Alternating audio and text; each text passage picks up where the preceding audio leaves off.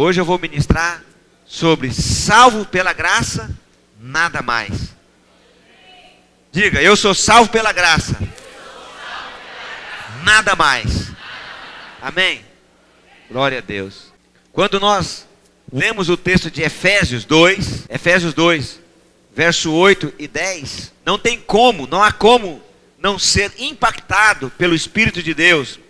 Quando nós lemos esse texto e nós vislumbramos, nós podemos vislumbrar tamanha graça e favor deste Pai de amor.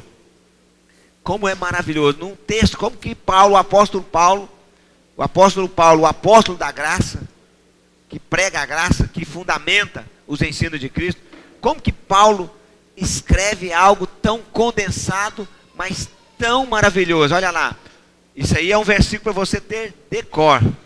Por exemplo, sem olhar nele, você ler assim, ó, porque pela graça sois salvos, mediante a fé. Que mais?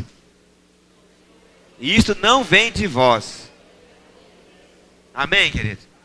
Diga, pela graça somos salvos, mediante a fé.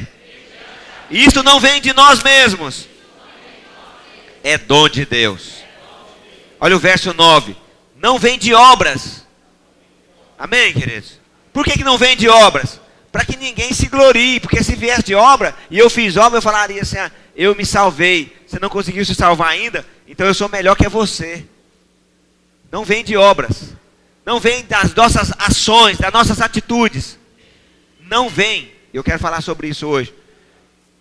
Não vem de obras para que ninguém se glorie, pois somos feituras dele, criados em Cristo Jesus para boas obras, as quais Deus de antemão preparou para que andássemos nelas. Agora põe para mim na linguagem de hoje. Pois, pela graça de Deus, vocês são salvos. Aleluia. Alguns aleluia. Alguns entenderam, você viu? Está falando de você. Na linguagem de hoje ele fala, porque pela graça vocês são salvos por meio da fé. Isso não vem de vocês, mas é um presente dado por Deus. Não é um pagamento. No dia do aniversário, você recebe presente, mas esse presente é diferente. Esse presente é um presente no dia em que não é o seu aniversário. É um presente que você não estava esperando, que você sabe que não merecia, mas ele te dá. Amém, queridos? Essa semana alguém falou para mim assim, de outra igreja, desse jeito é muito barato.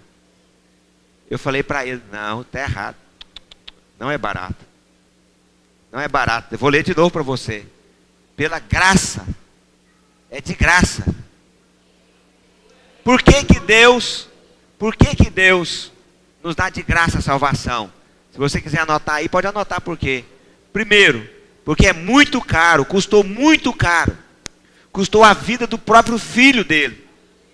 Segundo, nós não temos como pagar. Terceiro, Deus não gosta de dividir a glória dele com ninguém. Se ele falasse para você, paga um pouco, ele estaria dividindo a glória dele com você. Lá no livro de Isaías, ele fala que ele não divide a glória dele com ninguém. Então, é de graça, porque nós não conseguimos pagar. É muito alto o preço. É de graça para nós, mas para o Senhor houve um preço. Ele deu o seu próprio filho. Já estou até adiantando o que eu vou pregar, né? Até onde nós lemos aí? Dada por Deus? A salvação não é o resultado dos esforços de vocês. Portanto, ninguém pode se orgulhar de ter a salvação. Pois foi Deus quem nos fez o que somos, agora em nossa união com Cristo Jesus. Foi Deus quem nos fez ser quem nós somos hoje, que estamos unidos com Cristo Jesus. E Ele nos criou para que fizéssemos as boas obras que Ele já havia preparado para nós antes mesmo de nós nascermos, de antemão. Amém, queridos? Então se você tem dúvida a respeito se alguém é salvo e ele continua pecando, então ele não compreendeu a graça, porque quando você é salvo pela graça, Você é salvo para as boas obras que Ele criou você para que você possa viver, possa praticar. Amém, queridos? Glória a Jesus. E é sobre isso que eu quero rapidamente, bem rapidamente falar para você. Nesse texto que eu acabei de ler aqui, na linguagem RA e na linguagem de hoje, é onde nós vemos os fundamentos da nossa fé. É os fundamentos da nossa fé. A fé que nós temos, ela é fundamentada nesse texto aqui. Tá ok. Alguém está falando para mim aqui da camiseta. Nós vamos, como nós fazíamos nos outros jejum, esse jejum, nós vamos fazer as camisetas, para que todos nós possamos, no dia que estiver descendo, que tanto de gente para o batismo, descer todo mundo uniformizado para a beira do rio. Negócio maravilhoso, amém? Ah, outra coisa, nós vamos fazer o batismo no domingo à tarde, a hora que tiver muita gente lá. No domingo à tarde, tiver muita gente lá na beira rio, que a gente vai descer. Então nós vamos fazer essas camisetas. Tem o slide lá, William? Tem? Os slides das camisetas? Põe, por favor, a primeira. Essa camisa manga comprida é a camisa dos discipuladores. Essa camisa, espera só um pouquinho, meu irmão. Você está vendo que eu estou com dificuldade de falar? Vai devagar. Essa camisa manga comprida, ela não é silcada como essa, ela é bordada. Eu fiquei imaginando, sabe, Adolfo? Eu acho que essa camisa vai ficar bonita com os pessoal vermelho e uma gravatinha vermelha. Vai ficar bonita. Eu acho que vai. A outra, a camisete, é das discipuladoras. Você que é discipuladora, pode fazer hoje o pedido, precisa do pedido com o número da sua camisa, discipulador também. O William colocou aqui, ó, que você tem que dar 50% de sinal. Mas o William, ele é mau, eu sou bonzinho.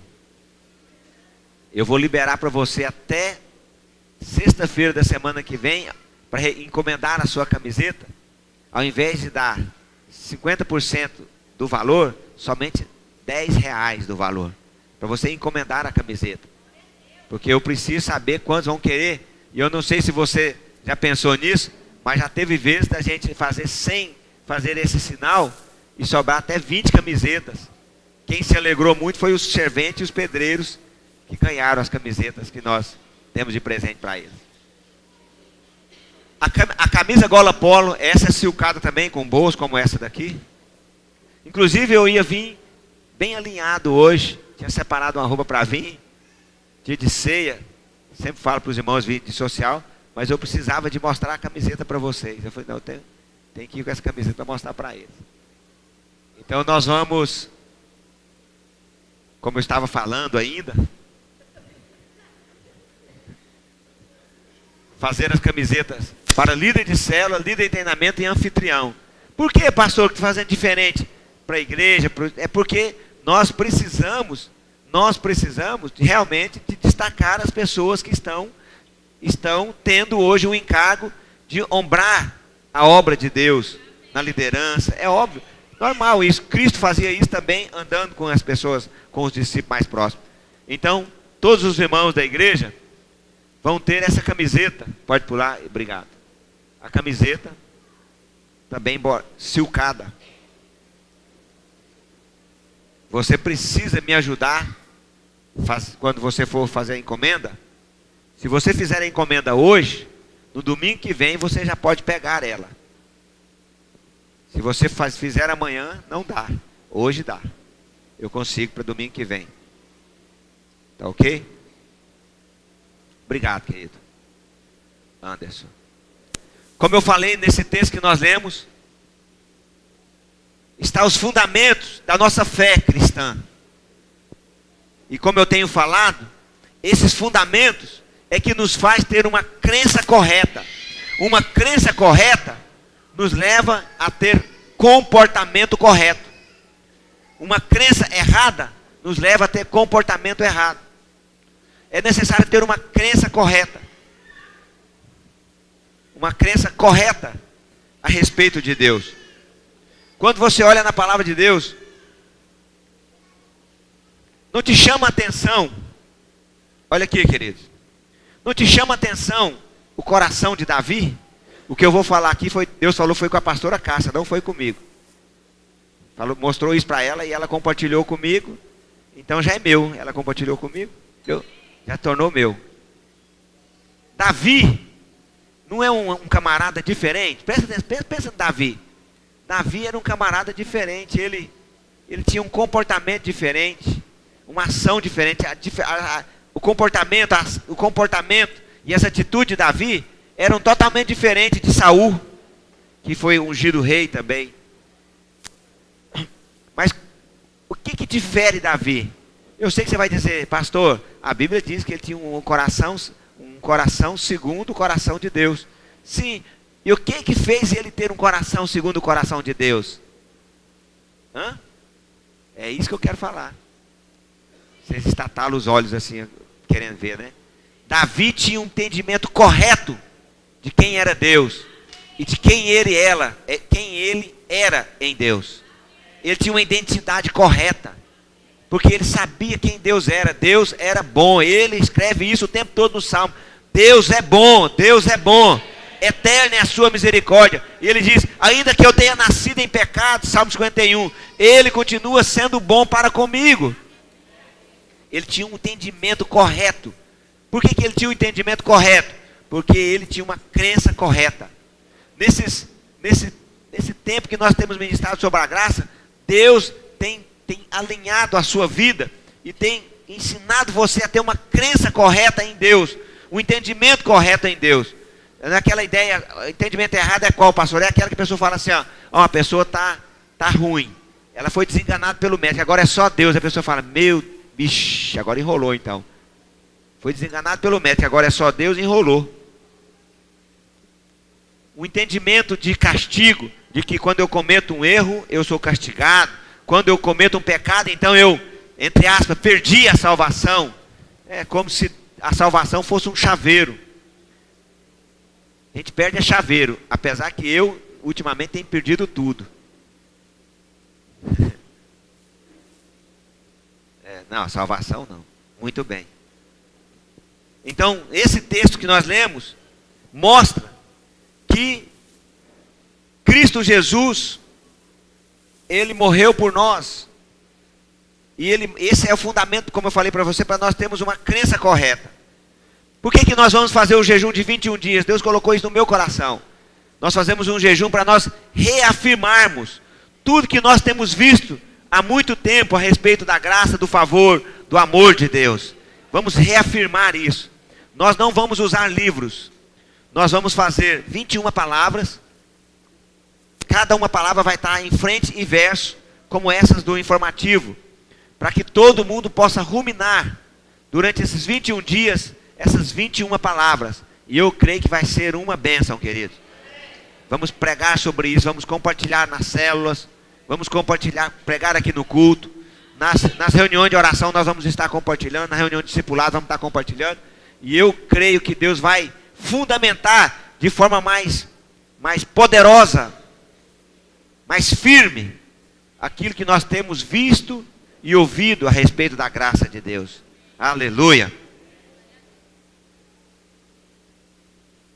Bom, se eu sou salvo mediante o sacrifício de Cristo, eu preciso definir algumas coisas aqui hoje para você. Vamos definir algumas coisas, para nós termos algumas coisas bem definidas na nossa vida. Primeira definição que eu quero dizer para você, que você tem que ter na sua vida, crendo que Jesus, que você foi salvo pela graça, mediante a fé. Primeira definição, Jesus é Deus. Fala comigo, Jesus é Deus. Amém, queridos? Talvez você já tenha ouvido falar que Jesus era 50% Deus, 50% homem. Mentira para você. O pastor Jás fala a verdade para você, pode ficar tranquilo. Jesus é 100% Deus, 100% homem. Jesus é o lado humano de Cristo. E Cristo é o lado divino de Jesus. Por isso ele é Jesus Cristo. Ele é um homem Deus. Um homem que se fez, um Deus que se fez homem. Amém, queridos? E é importante você compreender que ele é 100% Deus, 100% homem, porque é esta realidade, é esta verdade que faz toda a diferença para você crer que ele tem poder, 100% de poder de nos salvar. Ele tem 100% de poder, de autoridade, de autorização para nos salvar. Primeira definição, Jesus é Deus. Ele é o Cordeiro de Deus que foi morto pelos nossos pecados e para a nossa salvação.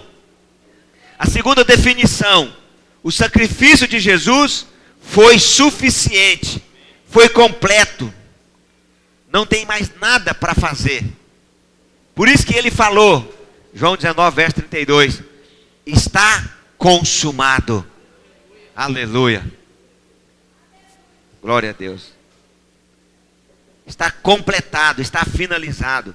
Fez tudo que precisava ser feito. Em Hebreus 9, por favor, abre, querido Anderson. Diz que ele foi morto uma vez por todas. E nós sabemos que antes, no Velho Testamento, o sacrifício que era feito era o sacrifício de animais. E esses sacrifícios de animais eram feitos ano após ano. Lá no templo, era feito, no tabernáculo, era feito sacrifício de animais pelo pecado dos homens, ano após ano. Ano após ano, dia após dia, tempo após tempo. Mas em Hebreus 9, verso 11 e verso 12, diz que o sacrifício de Jesus foi feito uma vez por todas.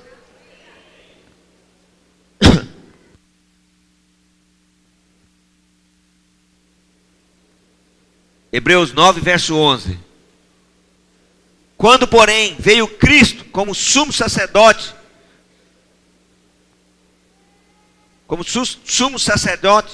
eu não sei se eu escrevi errado aqui. Quando, porém, veio Cristo como sumo sacerdote, é isso mesmo, dos bens já realizados, mediante o maior e mais perfeito tabernáculo, não feito por mãos, quer dizer, não desta criação, verso 12, não por meio do sangue de bodes e de bezerros, mas pelo seu próprio sangue, entrou no Santo dos Santos, uma vez por todas, tendo obtido, o que, queridos? Eterna redenção. Diga glória a Deus. Bom, se o sacrifício de Jesus foi suficiente para cessar o sacrifício de animais que eram feitos lá no tabernáculo, é também suficiente para nos salvar uma vez por todas. Eu sei que falando assim, ninguém duvida, todo mundo sabe que é assim mesmo. A pergunta é o seguinte: pastor, tudo bem, ser salvo pela graça, todo mundo crê, qualquer pessoa. Eu nunca vi nenhum pastor falar que você é salvo se você for no Panamá de a pé. Nunca vi. Pode ser que padre fala, mas pastor eu nunca vi. Se você fizer tal coisa, se você der uma oferta, se um pastor falar um trem desse, ele nem pastor não é, irmão. Você nem escuta esse tipo de gente. Você é salvo se você der uma oferta? Não. A salvação não somos nós que pagamos por ela. Até aqui tudo bem. A questão é o seguinte. A pergunta é a seguinte: a graça que você crê, ela é suficiente para manter a salvação? Aqui que está a grande maioria das igrejas evangélicas, igrejas ditas evangélicas, cristãs, elas creem que são salvos pela graça, mas eles acreditam que se pecarem, eles perdem a salvação. Ou seja, são salvos pela graça, mas esta graça que eles creem não é suficiente para sustentar a salvação deles. Agora nós como videira, nós cremos no que a palavra de Deus diz. A palavra de Deus diz que o sacrifício de Jesus foi feito uma vez por todas. Nós fomos salvos, PT, ponto final, entendeu? Não tem mais nada. Somos salvos pela graça, nada mais. Diga, salvo pela graça, nada mais. Aleluia, glória a Jesus. Esse sacrifício no Velho Testamento de animais, ele durava 1 ano. Depois disso, ele deveria ser feito outro sacrifício. Mas o sacrifício de Jesus cessou o sacrifício de animais lá no tabernáculo, porque ele é suficiente. Nós não precisamos mais de sacrifícios.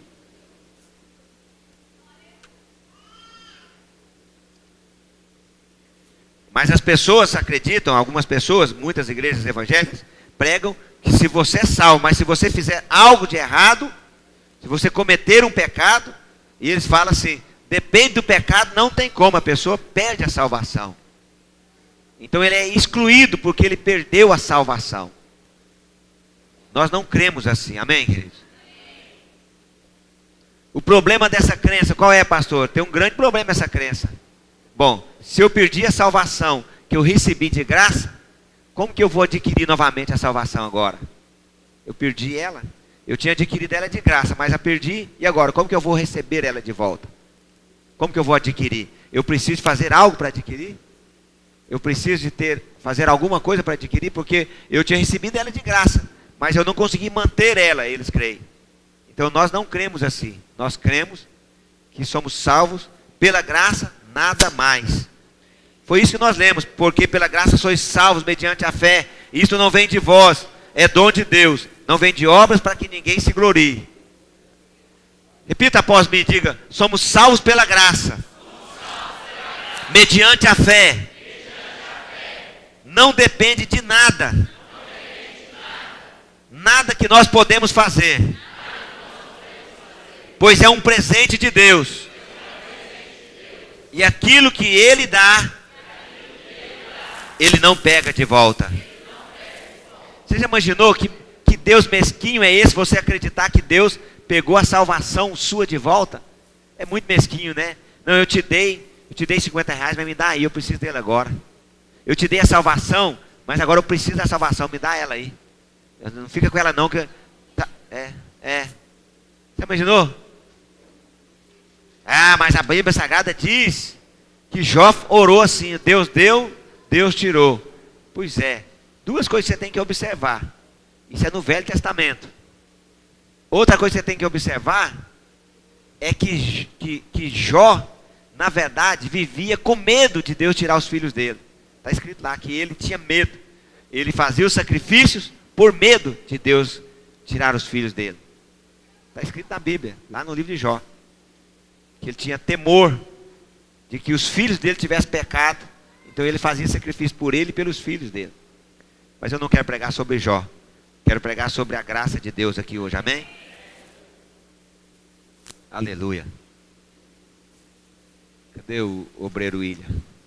Obreiro William, pede para o pessoal entrar com os pães, nós vamos celebrar a ceia. Ah, está aqui. Está vendo, irmãos? Esqueci até de olhar na mesa. Me ajuda aqui, William.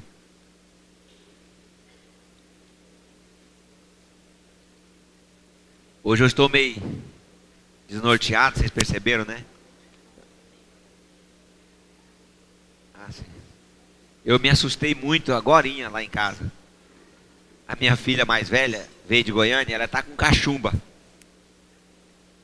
E ela está bem debilitada. E a Cássia e eu estávamos descansando. E ela desmaiou no banheiro. E a Isabela começou a chorar. E a Isabela entrou correndo no quarto, correndo, gritando.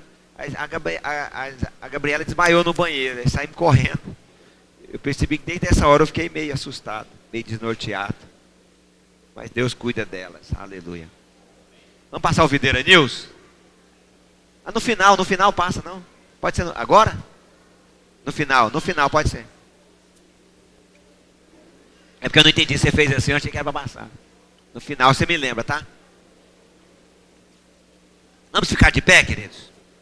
Nós vamos ministrar a ceia hoje com esse entendimento que somos salvos pela graça, nevermore. Aleluia, nada mais. Vamos ministrar a ceia hoje. E quando você for participar da ceia, abra por favor Lucas 22. a partir do verso 17.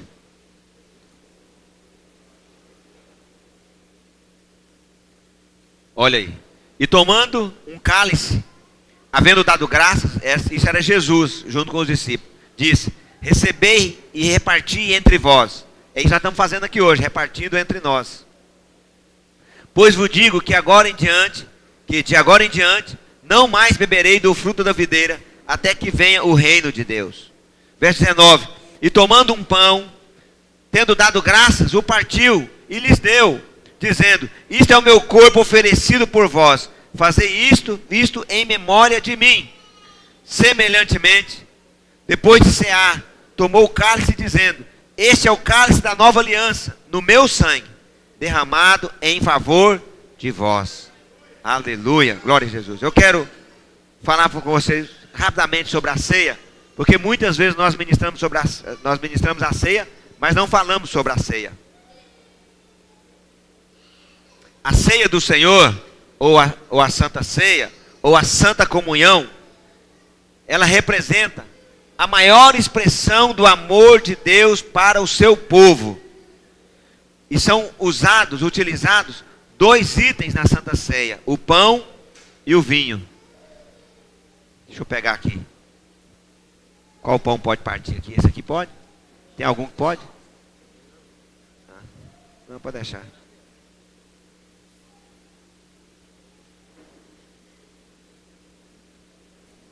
O pão e o vinho.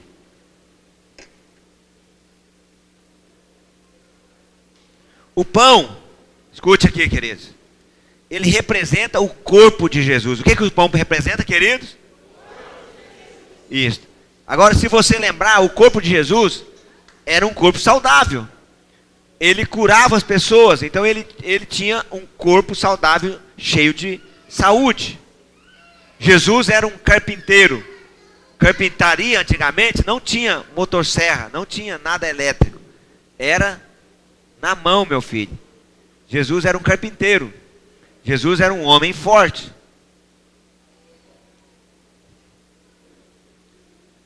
E Jesus então, ele recebe, mas antes dele ir para a cruz, ele foi sacrilejado. Ele passou por um sacrilégio, um momento de sacrifício, um momento que ele tomou chicotadas nas costas. Foi colocado na cabeça dele uma coroa de espinho. Jesus então sofreu. Isaías 53, verso 5, diz que ele, vê se é Isaías 53, verso 5.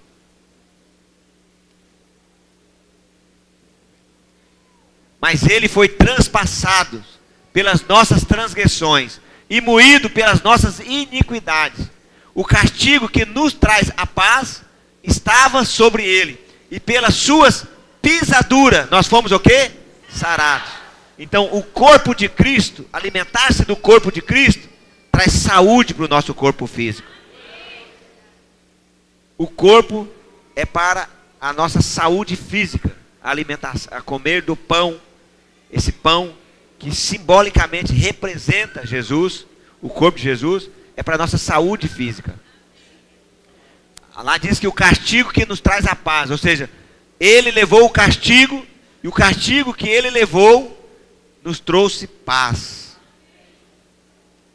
Ele ficou tão atribulado com o castigo que ele recebeu, que essa tribulação que ele assumiu nos trouxe paz. Aleluia.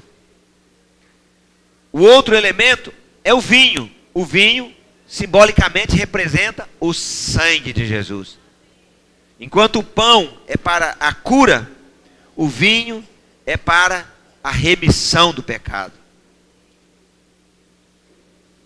Eu olhei para minha folha aqui agora e ia passar o dedo nela, igual faz com o iPad. O iPad não funcionou hoje.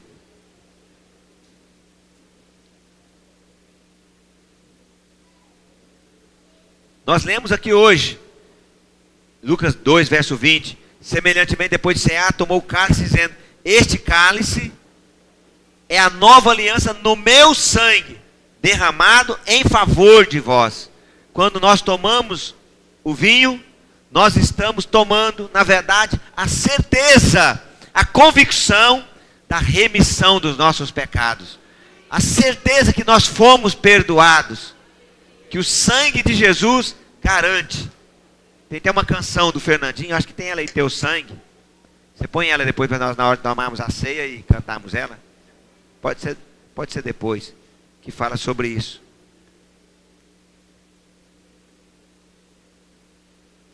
É interessante porque o apóstolo Paulo, ele reafirma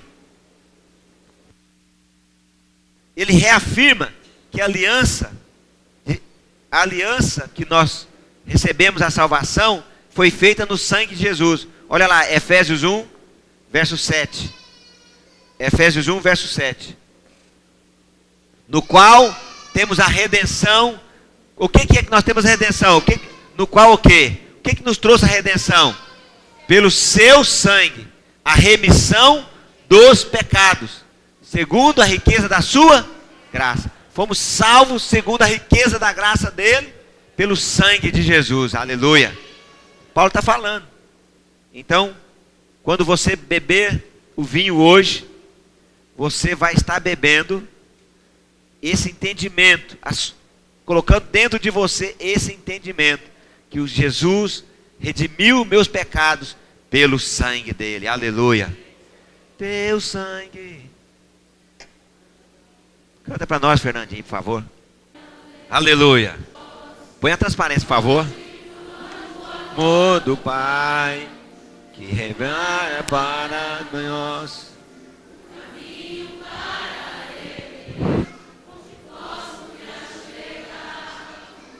Somente pelo sangue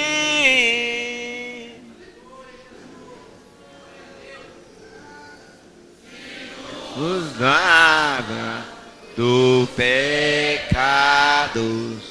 e nos faz restauração. Nada além do sangue, nada além do sangue de Jesus.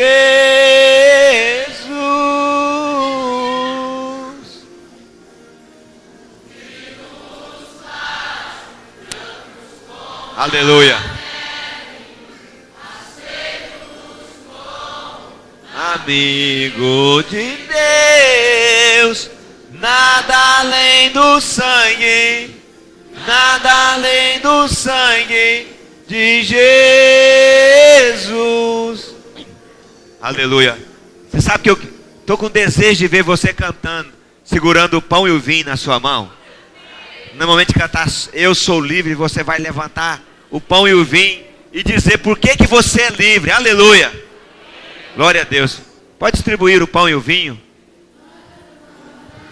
Nós abençoamos esses elementos que simbolicamente agora se tornam representações para nós espirituais do sangue e do corpo de Cristo. Me dá um pão e um vinho para eu cantar. Restauração. Eu já peguei, esqueci. Nada além do sangue. Levante o pão e o vinho. Se você está sem pão e vinho, levanta a sua mão onde você está. Brancos como a neve, aceitos como amigo de Deus. Nada além do sangue, nada além do sangue de Jesus.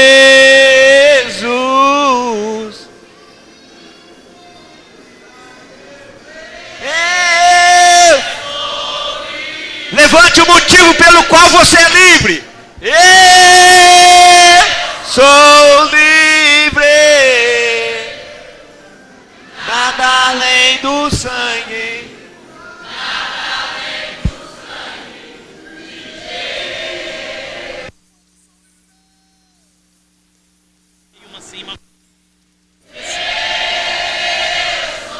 Jesus. Isso, aleluia. Eu sou livre. Por quê? Nada além do sangue, nada além do sangue de Jesus. Por isso que nós somos felizes.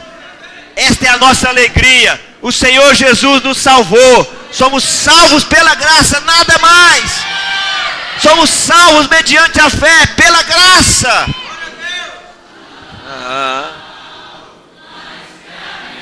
O sangue dele nos fez.